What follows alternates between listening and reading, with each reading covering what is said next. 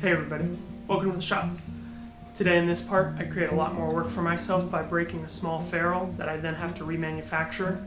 Then I reverse the third slide tuning legs, and then I get it all soldered up. Let me show you. So here I'm just preparing to reverse the third valve slide, which means I have to remove all of the components from this part of the horn.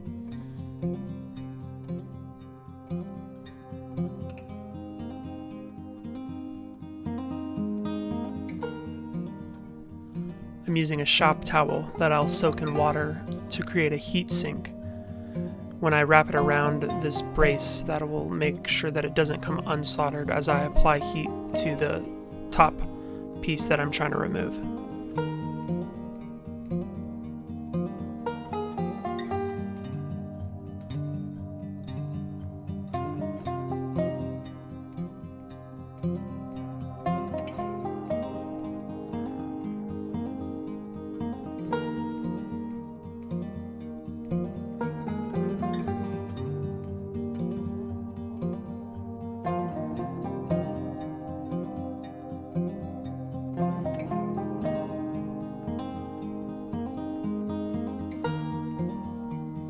I use the same heat sink here to make sure that this brace doesn't come off either.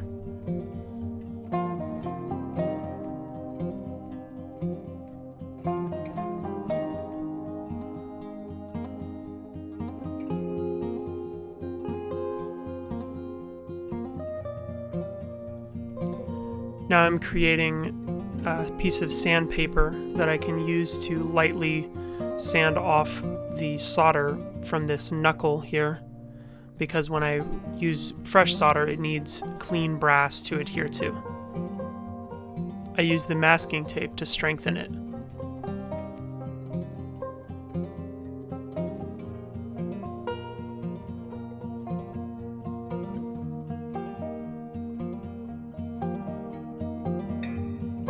This is a fairly delicate process here because I don't want to damage the finish on the valve casings.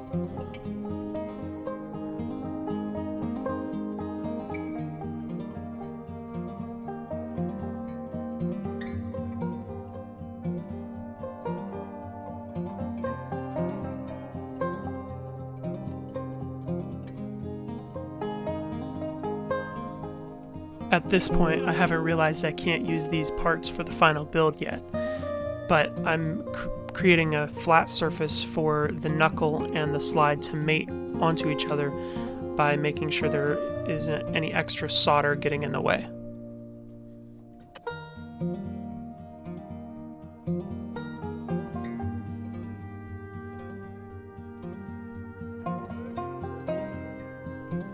Here I'm dry fitting these parts together to show you what reversing this third slide would look like. And if I was using an adjustable finger ring, this would be a perfectly acceptable way to do this. But later you'll see that the spacings of these parts just doesn't work out.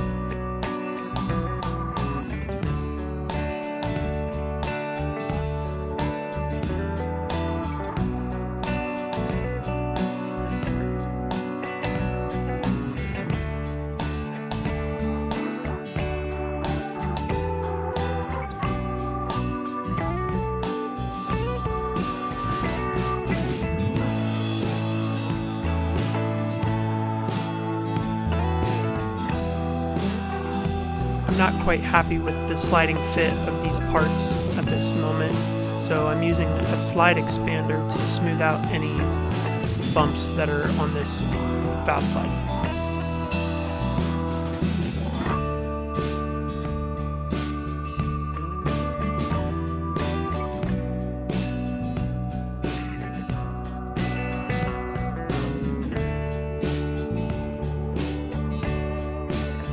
I do the same thing to this bottom slide very carefully, not to bend anything, but this will ensure that even the final build with the revised slide design will work smoothly.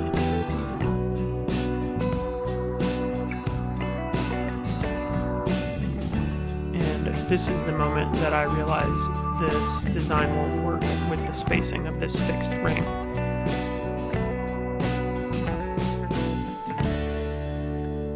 I start looking for other tubing that will fit this, which the main tuning slide on the original lead pipe will work.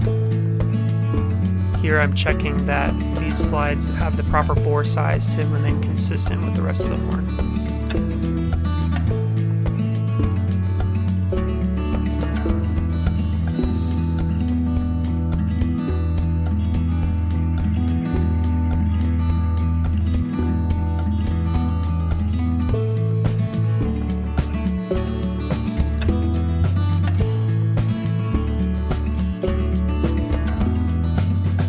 If you look closely, you can see a very small crack in this ferrule.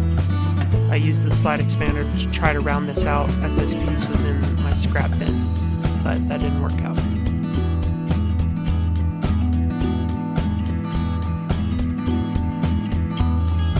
At this point, I've found a proper piece of nickel that will work as a ferrule, but I need to improve the surface finish by running it through this lathe and using various grits of sandpaper.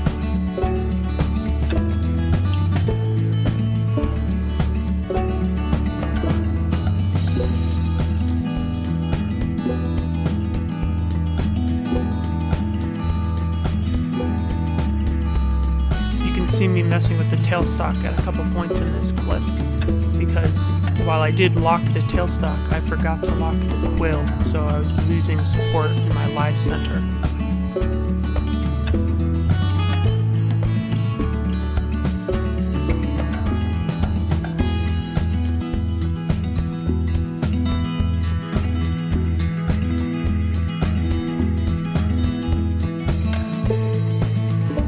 You can still see more scratch lines than I would like in this part, and I can fix that by using more gradations of sandpaper rather than the 3 that I chose for this one.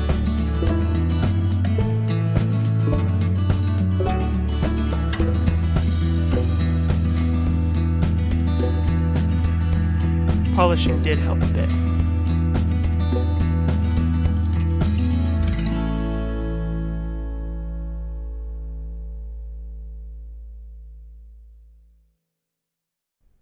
Right here I'm checking that these 2 slides make an airtight seal, which they do, but for a nicer fit, the tuning slide needs to be expanded slightly.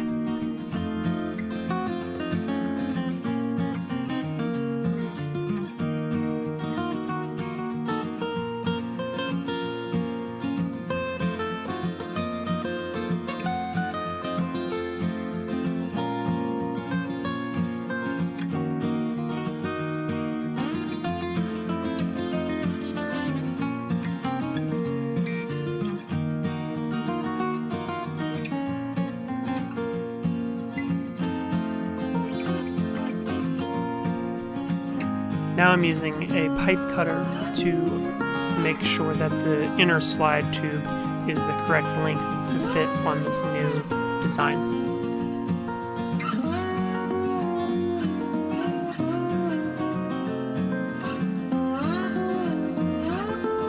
Here you can see what the tube cutter does to this piece. It definitely needs to be deburred, and it's actually pushed it out of round a little bit, which is why a miter saw would be a better tool for this part of the job.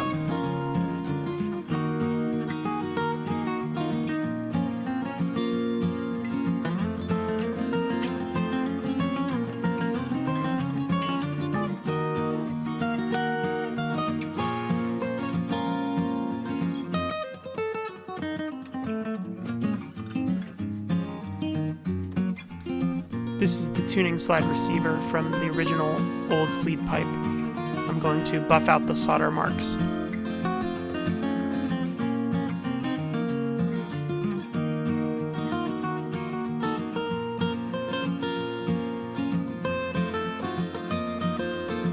The solder marks come out well here, but I decide to polish the rest of the piece so that the surface finish will match.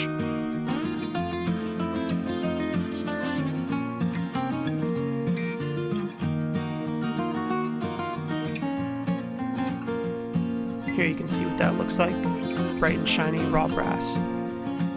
I decided to leave it like this instead of trying to apply an artificial patina. Over time, this part of the horn will develop a patina that will match the rest of the horn.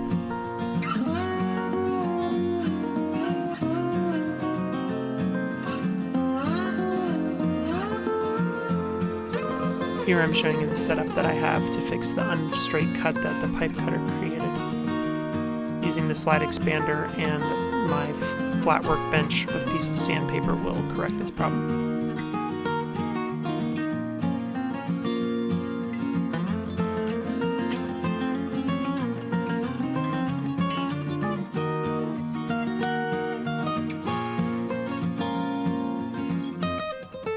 Now the ferrule is flat.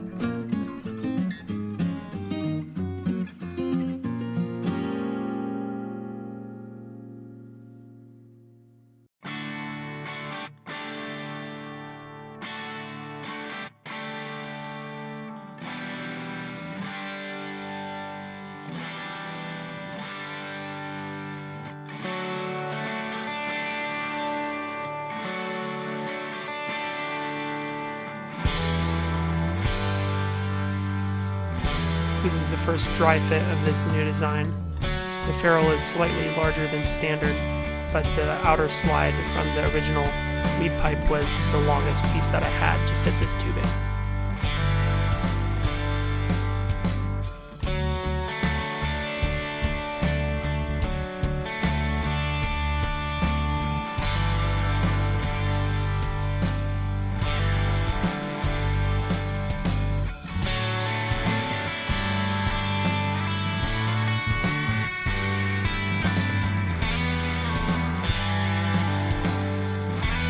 With the new design, I don't need this brace anymore, so I'm using the heat sink paper towel to make sure other parts of the horn don't come unsoldered.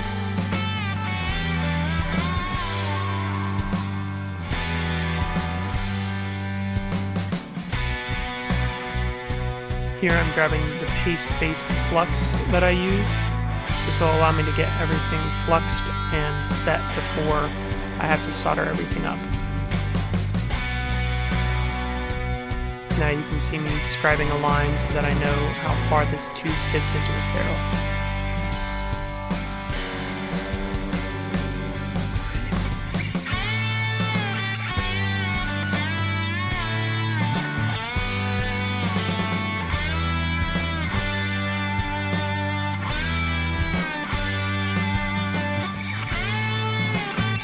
Here's the final polish of the ferrule before it gets soldered on permanently.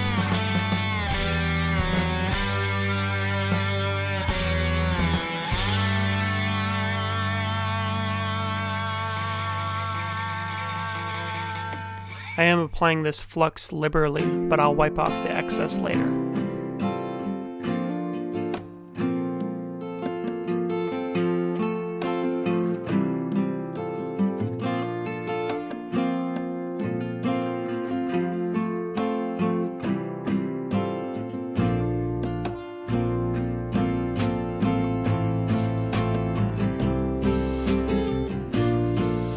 Here I'm removing the excess flux because anywhere that the flux is when it's heated is where the solder will go. So we want to make sure that that's only in between the parts that we want to adhere permanently together.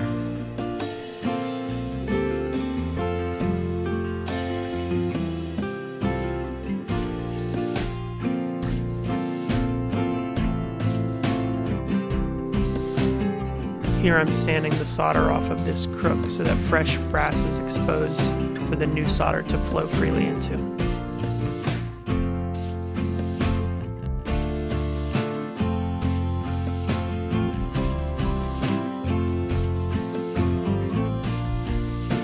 Now I'm making sure that everything is aligned. All the flux is in place, but I want to ensure that everything is running parallel without stress.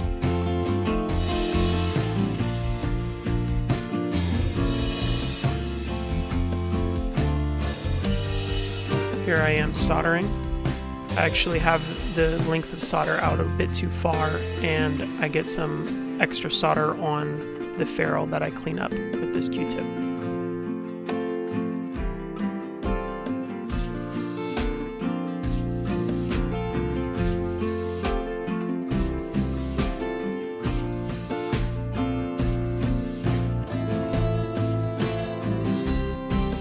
Not using too much solder is key to adhere this crook, as it can easily flow backwards into the slide and bond it together, which is what happens.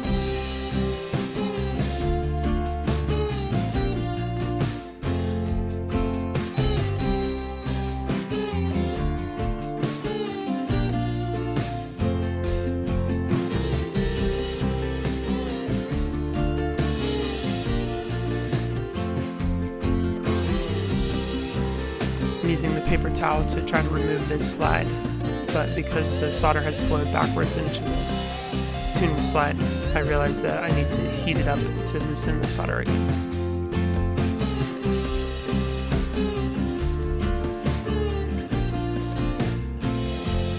I'm keeping the flame farther back than where I know the solder is because I don't want to unsolder the crook and have to create even more work for myself.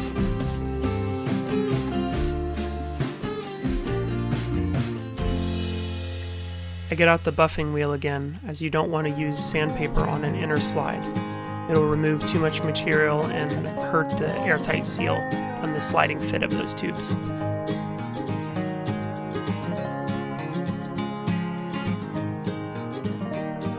The alignment is good on these parts, but I'm feeling a bit more resistance than I would like, so I get the slide expander back out to try to bring these parts back into round.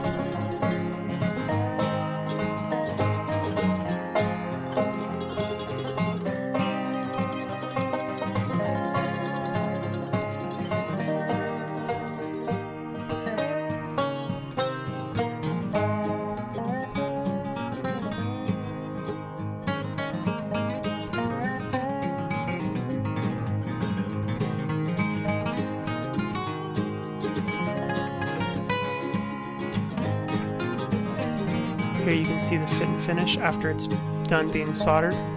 Everything slides together smoothly and runs parallel, and it'll do the same when the finger ring is soldered on in the next part. That was part 2 of this client build series. Because I had to redesign how I constructed the third valve tuning slide on the fly, we'll finish this up in part 3 or 4. In the meantime, if you want to be notified when I post more videos, make sure to subscribe and hit the bell icon. Thanks for stopping by the shop.